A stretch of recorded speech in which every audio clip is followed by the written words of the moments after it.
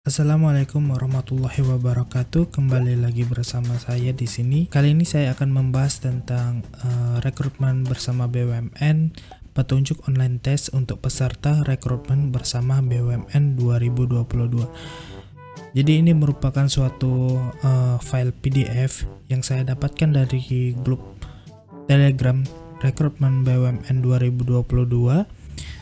Di sini menunjukkan tentang tata cara bagaimana online test yang akan kita lalui sebagai peserta rekrutmen BUMN di 2022 ini. Untuk filenya sudah saya siapkan di deskripsi video ini. Oke, di sini kita baca dulu petunjuk online test untuk peserta rekrutmen bersama BUMN 2022. Nomor 1, di mana peserta dapat mengakses web seleksi online tes rekrutmen bersama BUMN 2022. Di sini dikatakan setiap peserta dapat memeriksa email undangan di inbox, spam, atau all mail. Disarankan mengakses link tes melalui email agar menghindari antrian akses login website rekrutmen. Jadi intinya untuk linknya itu udah dikirim ya, harusnya waktu tes itu dikirim oleh BUMN melalui email kalian masing-masing. Dikatakan bahwa email undangan itu berisi jadwal pelaksanaan trial dan online test, kemudian link tes, kemudian username dan password. Jadi kalian itu akan dikirimkan username dan password dari BUMN untuk mengakses website untuk online testnya gitu. Dan di sini yang perlu kalian perhatikan juga, kalian harus mempunyai jaringan internet yang cepat ya, yang stabil gitu agar trial test ataupun online test kita tidak terganggu. Kemudian di sini dikatakan peserta tidak boleh membagikan username dan password kepada pihak manapun. Sudah jelas ya poin nomor 1. Kemudian kita masuk ke poin nomor 2. Apakah saya perlu mengaktifkan kamera dan melakukan registrasi wajah? Jawabannya ya. Jadi kita itu terutama yang pengguna laptop, kalau bisa pakai webcam ya, pakai webcam kalau ada gitu kan. Soalnya kamera dari bawaan laptop sendiri itu kualitasnya tidak bagus, jadi takutnya ada masalah dalam registrasi wajah di sini. Kita baca dulu. Peserta perlu melakukan registrasi wajah dan menyalakan kamera sepanjang tes berjalan. Ingat ya, sepanjang tes berjalan.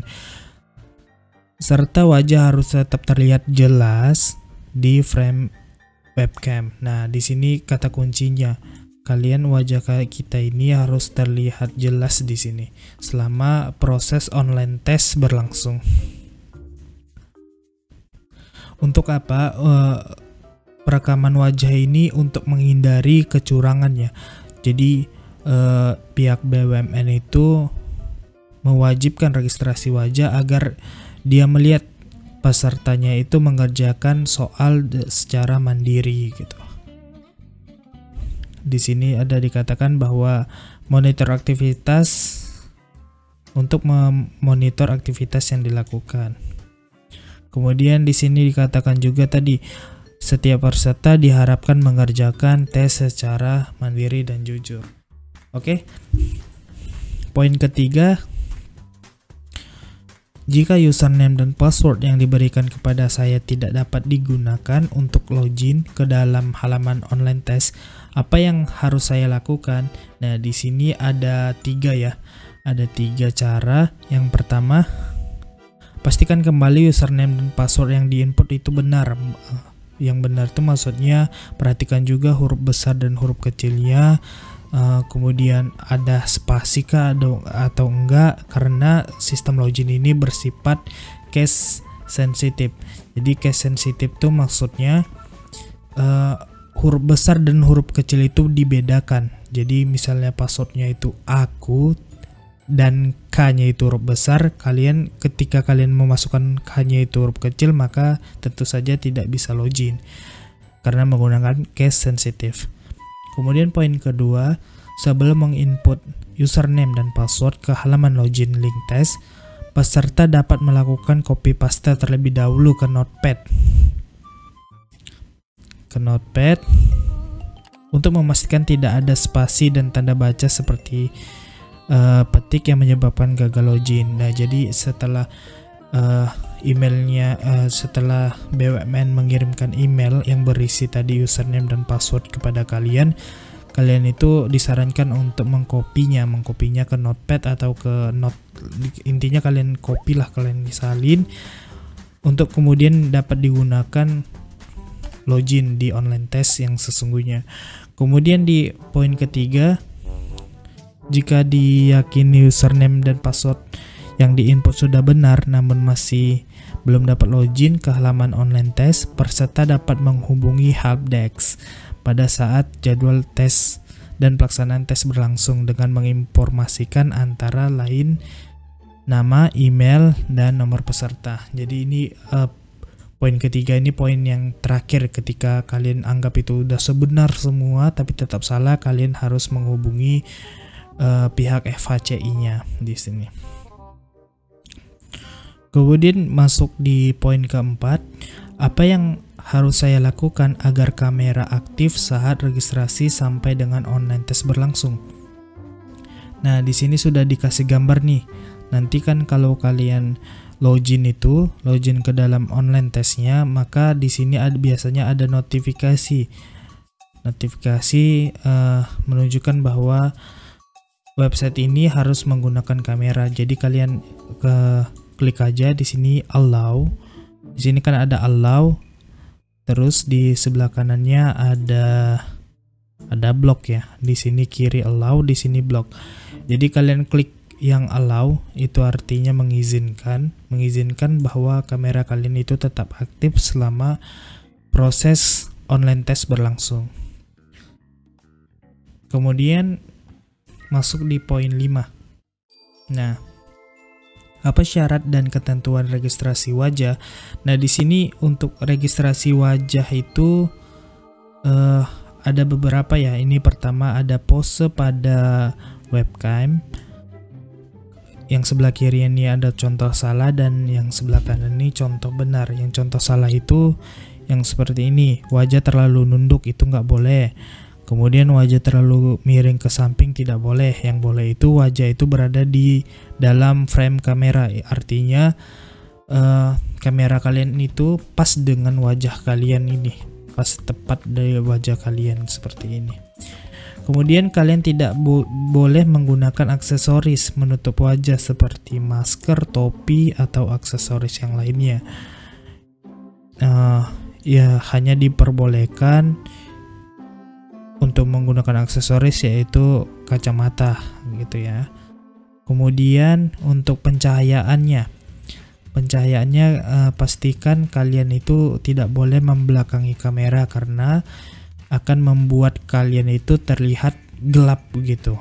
Jadi harus cahayanya cukup agar kalian itu dapat nampak secara jelas di kamera kalian.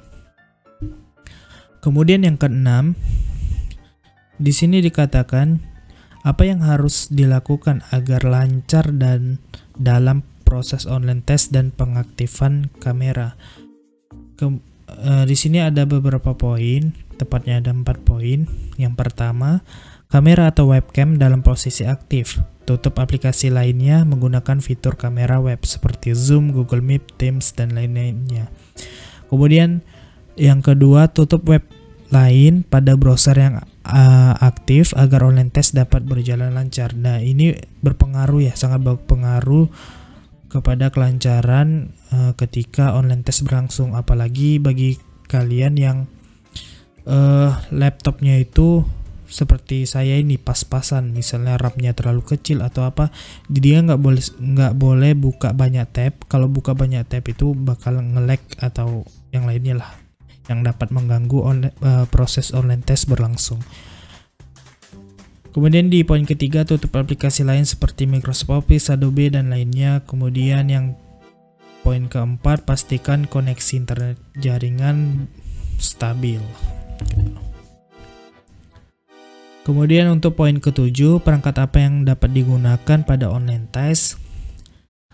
Di sini dikatakan peserta disarankan menggunakan komputer, PC atau laptop. Jadi hanya komputer ya, komputer, PC atau laptop. Untuk smartphone gimana bang? Jelas ini tidak boleh. Kemudian laptop dan PC-nya harus juga memenuhi spesifikasi sebagai berikut untuk minimal requirement-nya. Yang pertama, prosesor itu minimal Core i3 atau yang setara, kemudian RAM-nya itu minimal 4 GB. Nah, bagaimana untuk laptop kalian yang RAM-nya di bawah 4 GB, bisa jadi 2 GB atau apa gitu kan. Ya, kalau memang cuman itu yang ada ya coba aja, pasti ya lebih nge-lag ya, lebih nge-lag daripada yang RAM 4 GB. Tapi kalau memang cuman itu adanya, gaskan aja. Kemudian di poin ke-8, browser yang digunakan pada online test. Di sini ada 2 yang disarankan. Walaupun ada banyak browser seperti Mozilla, Opera, Microsoft Edge, Google Chrome, Safari dan lain-lainnya. Di sini disarankan untuk menggunakan Mozilla Firefox atau Google Chrome dengan versi yang terbaru. Kemudian di poin ke-9, ketika sudah login ke aplikasi dan halaman, masih dalam posisi login serta lama membuka soal, apa yang harus dilakukan? Nah, ini kondisinya ketika kita membuka itu loading aja dan nggak ada muncul apa-apa. Dan di sini dikatakan jika dalam kurun waktu 1 menit soal tidak muncul, jangan khawatir. Untuk melakukan refresh browser, pastikan jaringan internet di lokasi peserta stabil. Jadi untuk kendala itu lagi-lagi di jaringan ya. Pastikan kalian itu menggunakan jaringan yang stabil gitu, jaringan yang kencang lah, agar supaya ketika online test berjalan lancar gitu. Nah, untuk poin selanjutnya di poin ke-10, ketika dalam proses pengerjaan peserta mengalami koneksi mati listrik, browser crash, apa yang harus dilakukan? Di sini dikatakan jawaban sebelumnya telah disimpan oleh sistem. Jadi jawaban yang telah kalian jawab sebelumnya itu udah disimpan di dalam sistem, asalkan peserta tetap menggunakan browser dan perangkat yang sama.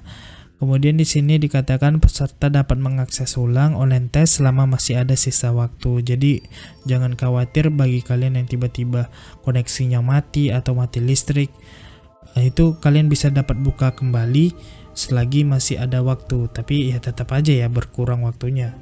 Karena apa tadi, crash tadi atau koneksi mati atau mati listrik tadi. Jangan sampailah kita mengalami hal yang 10 ini ya, yang poin ke-10 ini fatal sih. Kemudian di poin 11, saya belum mengklik tombol selesai tes tapi waktu sudah habis. Nah, di sini dikatakan terdapat batas waktu akses dan pekerjaan soal. Ketika waktu mengerjakan soal sudah berakhir, aplikasi akan otomatis menyelesaikan kegiatan tes. Seluruh jawaban yang berhasil terjawab akan tetap disimpan. Jadi sudah kalian jawab pun semua atau belum, kalau waktunya sudah selesai maka tes tadi otomatis tidak bisa kalian isi lagi gitu intinya. Kemudian di nomor 12, di poin 12 di sini dikatakan ketika saya tidak sengaja menutup browser dalam proses pengerjaan tes, apakah saya masih bisa melakukan tes lagi? Jawabannya masih, selama sisa waktu masih ada. Sama seperti mati lampu tadi, masih bisa dibuka lagi selama sisa waktu untuk ujiannya itu masih tersisa. Kemudian di poin ke-13 di sini dikatakan bagaimana jika saya mengakses aplikasi online test sebelum waktunya. Jadi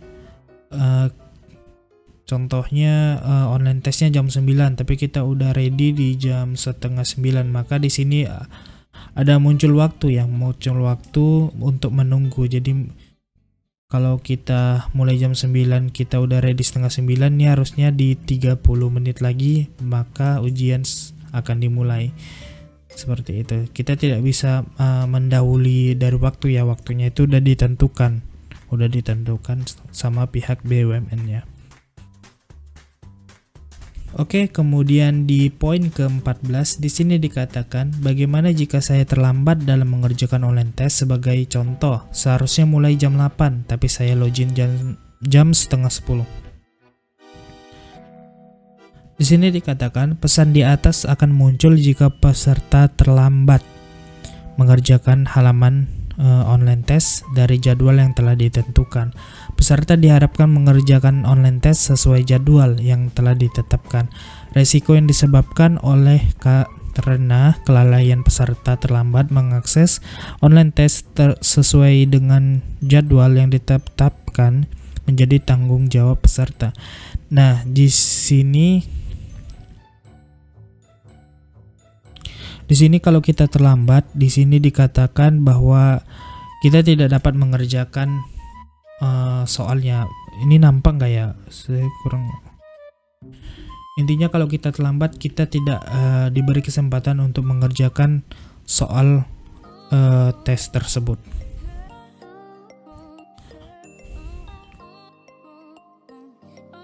Kemudian di poin ke-15, bagaimana jika tidak cukup waktu dalam mengerjakan online test?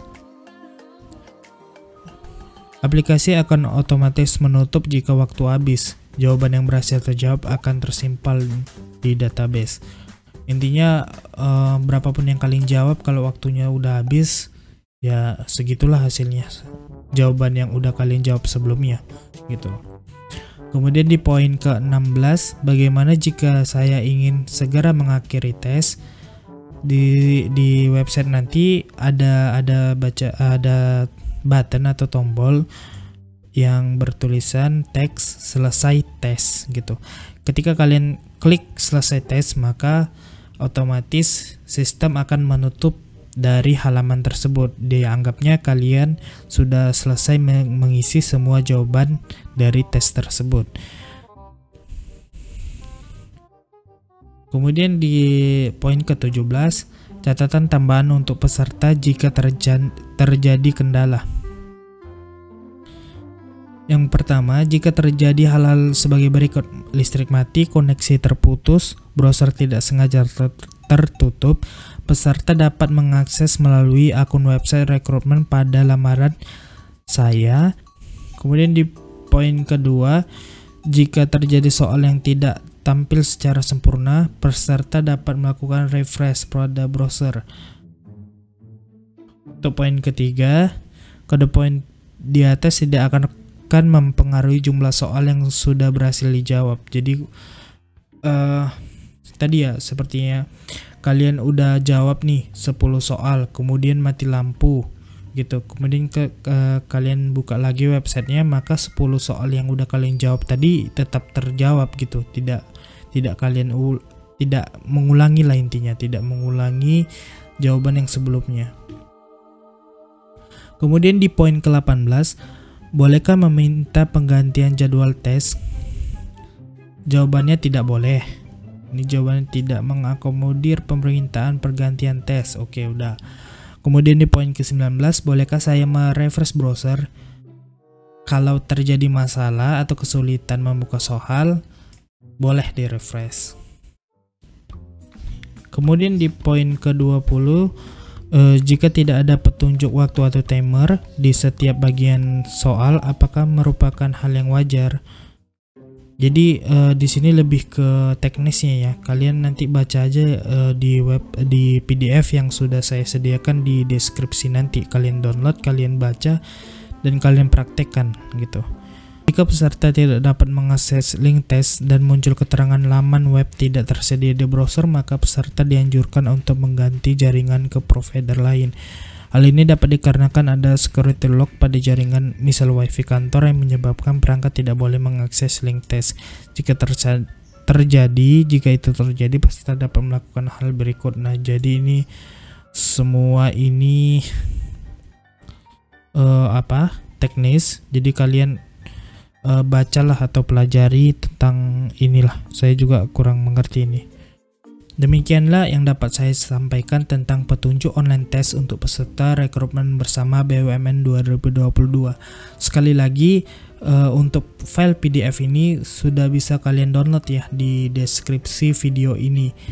Semoga bermanfaat untuk kita semua. Semoga hasil yang terbaik yang kita dapatkan dalam rekrutmen kali ini. Terima kasih. Assalamualaikum warahmatullahi wabarakatuh.